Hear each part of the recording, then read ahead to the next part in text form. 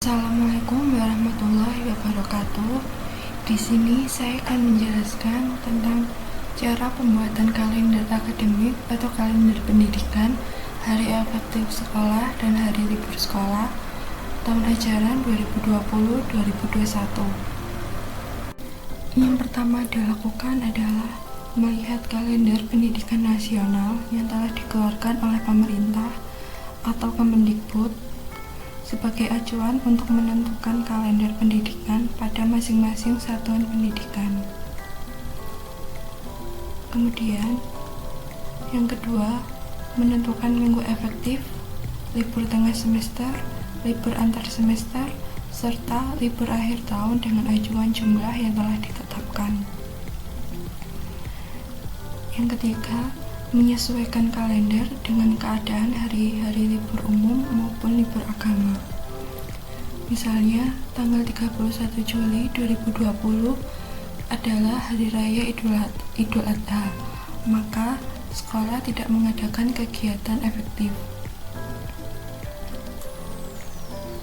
Kemudian yang keempat, menentukan periode efektif pembelajaran dengan mempertimbangkan hari-hari yang akan tersita untuk kegiatan pengembangan diri, baik ekstrakurikuler maupun bimbingan dan konseling terpadu.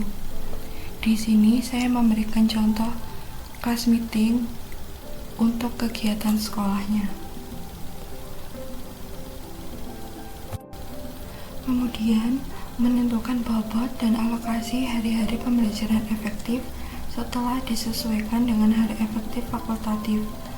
Misalnya, hari-hari pembelajaran di bulan Ramadan, serta hari libur fakultatif, misalnya libur awal puasa dan libur hari raya. Di sini terdapat libur permulaan puasa yang disingkat LPP, kemudian libur sekitar hari raya dan cuti bersama, maka tidak terdapat pembelajaran efektif di sekolah. Apabila terdapat pembelajaran efektif di sekolah, maka dihitung mulai dari awal masuk semester pertama. Misalnya, tanggal 13 Juli 2020 adalah hari masuk pertama, maka dihitung satu hari efektif. Kemudian, besoknya dihitung hari kedua efektif, begitu seterusnya. Begitu juga dengan semester 2 awal masuk, misalnya tanggal 4 Januari 2021, maka dihitung hari pertama pembelajaran efektif. Besoknya hari kedua juga dihitung hari kedua pembelajaran efektif. Begitu seterusnya sampai akhir semester. Akhir semester ketika melakukan kegiatan ujian akhir semester. Kemudian kalender yang kedua yaitu cara-cara penetapan kalender akademik. Yang pertama, permulaan tahun pelajaran adalah bulan Juli setiap tahun dan berakhir pada bulan Juni tahun berikutnya. Yang kedua, hari libur sekolah ditetapkan berdasarkan Kemendikbud atau Menteri Agama dalam hal yang terkait dengan hari raya keagamaan, kepala daerah tingkat kabupaten atau kota, dan penyelenggara pendidikan dapat menetapkan hari libur khusus. Jadi, menurut Kemendikbud, untuk penetapan awal masuk adalah tanggal 13 Juli 2020 sekaligus MPLS bagi peserta didik baru atau masa pengenalan lingkungan sekolah bagi peserta didik baru. Kemudian untuk libur keagamaan seperti sekitar hari raya Idul Fitri, ini juga termasuk hari libur yang ditetapkan oleh Menteri Agama atau Kemendikbud. Kemudian, kalender pendidikan untuk setiap satuan pendidikan disusun oleh masing-masing satuan pendidikan berdasarkan alokasi waktu sebagaimana tersebut pada dokumen standar isi dengan memperhatikan ketentuan dari pemerintah atau pemerintah daerah. Di sini, untuk satuan pendidikannya adalah jenjang SMP. Saya memberikan contoh untuk pelaksanaan kegiatan tengah semester ini tanggal 28 September sampai 2 Oktober 2020. Selanjutnya seperti tanggal 17 Agustus dan 10 November dalam satuan pendidikan SMP Tunas Padi ini mengadakan kegiatan upacara bersama untuk memperingati hari besar tersebut. Untuk selanjutnya adalah hari-hari efektif hingga pada tanggal 7 Desember sampai tanggal 11 Desember adalah kegiatan akhir semester atau biasanya dilakukan UAS. Setelah UAS, kegiatan sekolah mengadakan kelas meeting atau semacam perlombaan untuk sebagai hiburan karena telah melakukan ujian selama kurang lebih 1 minggu. Kemudian di tanggal 18 ini di sekolah SMP Tunas Padi membagikan hasil rapot peserta didik. Kemudian tanggal 21 sampai tanggal 31 Desember adalah hari libur akhir semester ganjil yang sudah ditetapkan oleh Kemendikbud. Kemudian memasuki semester 2 di bulan Januari 2021 ini, awal masuk tanggal 4 karena sudah ditetapkan oleh Kemendikbud.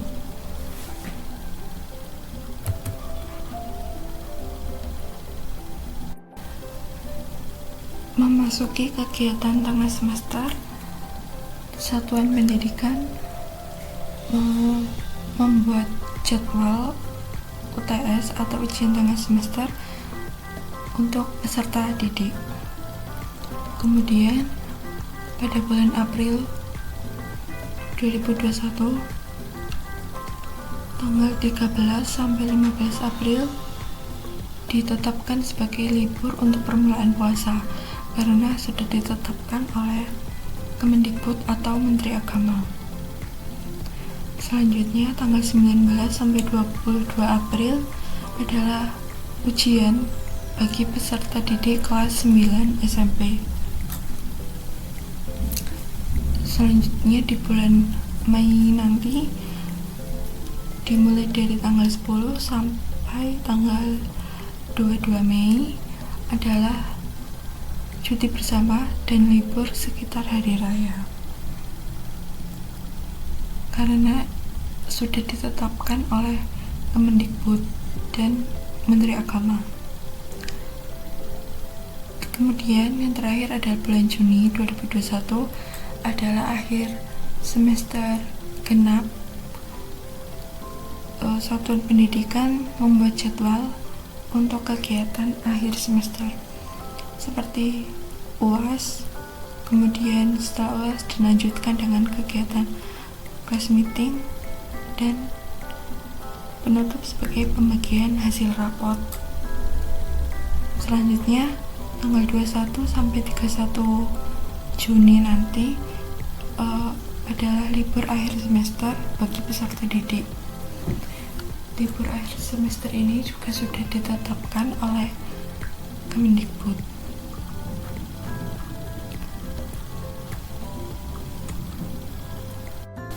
Kemudian dalam pembuatan kalender, mungkin agar lebih jelasnya, dalam satuan pendidikan atau setiap sekolah bisa memberikan keterangan di bawah kalendernya, seperti tanggal 13 Juli 2020, hari pertama masuk sekolah.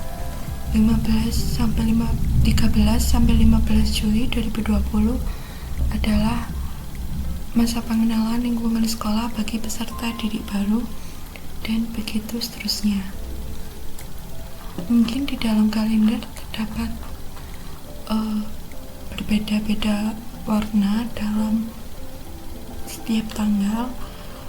Di bawahnya juga diberi keterangan, seperti tanda merah adalah hari libur umum atau hari Minggu, dan libur sekitar hari raya. Kemudian mungkin yang berwarna hijau ini diberi keterangan, yaitu libur permulaan puasa, dan begitu seterusnya. Nah, yang selanjutnya program tahunan. Program tahunan sendiri merupakan susunan alokasi waktu pembelajaran selama 1 tahun untuk mencapai standar kompetensi dan kompetensi dasar yang diharapkan. Alokasi waktu sangat diperlukan agar seluruh standar kompetensi dan kompetensi dasar bisa diterapkan dan diterima oleh peserta didik. Kita bisa menyusun program tahunan ini setelah jumlah jam mengajar untuk mata pelajaran tertentu sudah diketahui dari kalender pendidikan. Nanti dihitung, diakumulasikan, akan ketemu jumlah jam pelajaran efektif untuk 1 tahun itu berapa. Nah, dari banyaknya waktu yang diberikan ini, kita harus mengalokasikan waktu tersebut melalui program tahunan, dan biasanya dilakukan di awal tahun ajaran baru. Nah, dalam pembuatan sesuatu pasti ada fungsi dari pembuatan hal itu sendiri. Sementara fungsi dari prota ini, yang pertama, mengorganisir pembelajaran agar bisa berjalan secara optimal. Prota juga dijadikan pedoman untuk menyusun program semester nantinya. Juga digunakan sebagai acuan untuk mengoptimalkan penggunaan waktu efektif pembelajaran yang tersedia. Sementara untuk membuat program tahunan sendiri, kita pertama harus menganalisis kalender pendidikan lebih dahulu dan menyesuaikan kebutuhan berdasarkan ciri atau karakter dari satuan pendidikan tersebut. Lalu dari kalender pendidikan kita bisa memperhatikan minggu efektif guna menyusun alokasi waktu di setiap kompetensi dasar. Nah, di sini ada kompetensi dasar, materi pokok, dan alokasi waktunya berapa. Alokasi waktu ini ditentukan berdasarkan kompetensi dasarnya dan pokok bahasannya di pekan efektif. Alokasi ini disediakan harus sesuai dengan ruang lingkup materi, tingkat kesulitan, pentingnya materi, dan waktu untuk melakukan review pada materi tersebut. Misalkan ada penilaian semacam ulangan harian, seperti itu. Nah, nanti dalam 1 semester ini akan ketemu jumlah jam pelajaran efektif, yaitu 57 jam pelajaran. Begitu juga untuk semester 2. Ya, Assalamualaikum warahmatullahi wabarakatuh. Saya Muhammad Najibullah, NIM T 2019-1257, akan menjelaskan mengenai promes atau program semester, yang mana saya kebagian dari semester 1 atau ganjil. Sebelumnya saya akan menjelaskan apa itu promes. Promes itu yakni program semester, yang mana berisi garis-garis besar tentang hal-hal yang akan dicapai dalam 1 semester. Semester sendiri adalah satuan waktu yang digunakan untuk penyelenggaraan program pendidikan. Promes sendiri berisi rumusan pokok-pokok aktivitas guru dalam melakukan pembelajaran selama 1 semester dengan mempertimbangkan alokasi waktu, jumlah kompetensi dasar, dan indikator yang tersedia. Kegunaan Promes yakni untuk memudahkan guru dalam mengajarkan materi agar dapat dikuasai peserta didik dalam 1 semester. Komponen Promes yakni ada identitas seperti satuan pendidikan, mata pelajaran, semester, dan yang kedua format isian mengenai materi, KD, alokasi waktu, dan bulan yang terinci per minggu. Langsung saja kita ke tutorial. Simak baik-baik ya guys. Oke. Nah, jadi kita langsung masuk membuat formatnya terlebih dahulu, yakni kata-kata program semester.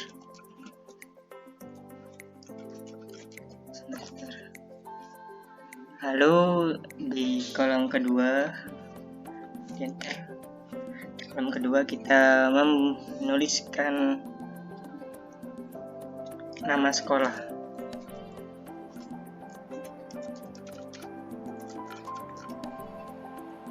Lalu kolom ketiga dituliskan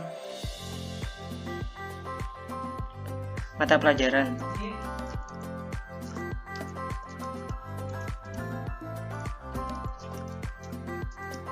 Lalu yang terakhir yakni kelas dan semester. Langsung saja kita ke set yang sudah selesai ya guys. Seperti ini jadinya nantinya.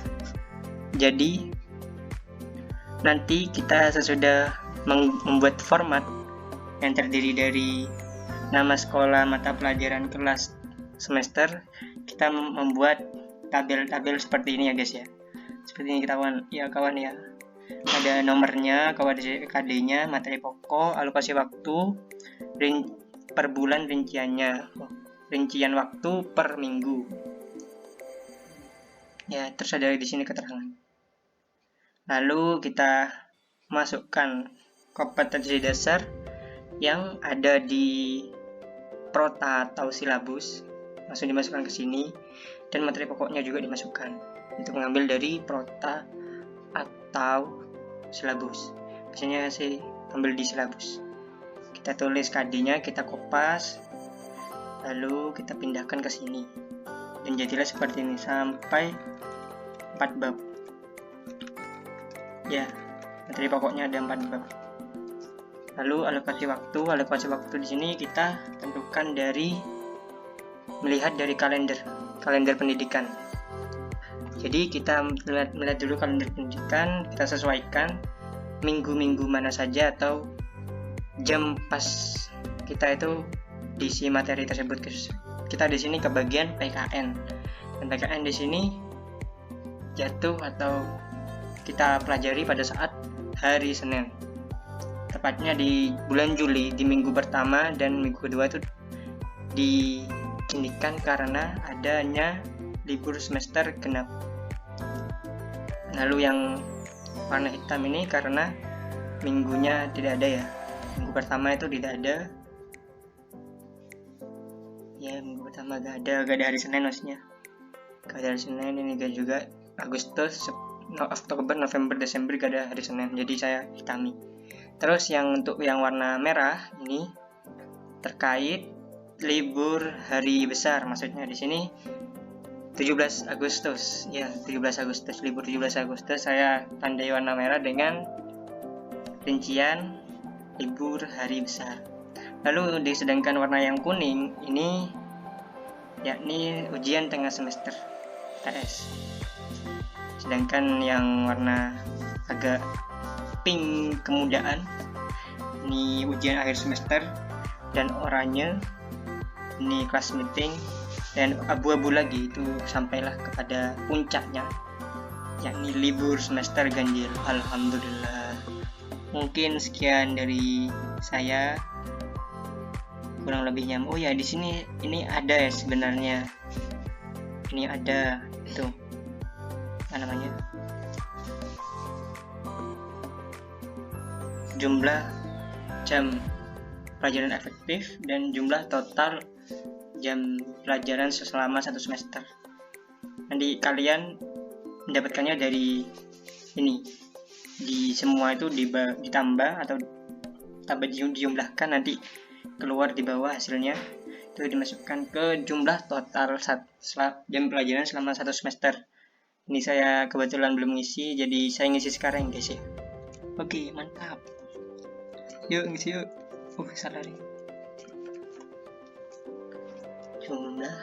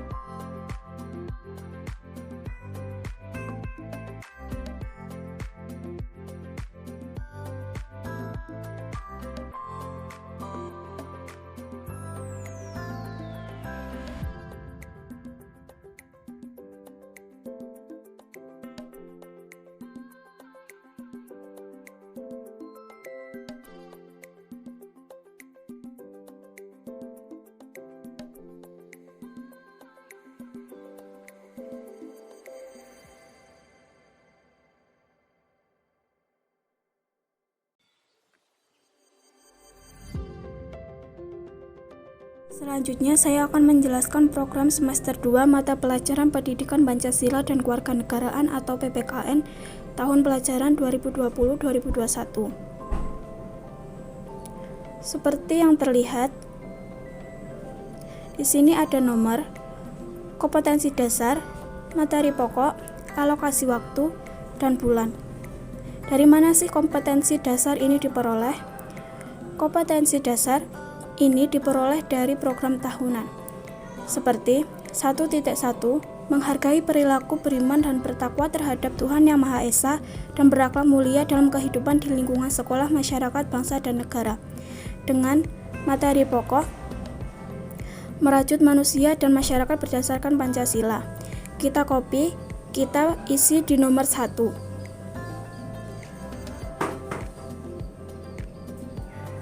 Untuk warna abu-abu, merah, dan kuning dapat kita lihat di kalender pendidikan atau kalender akademik yang telah dibuat.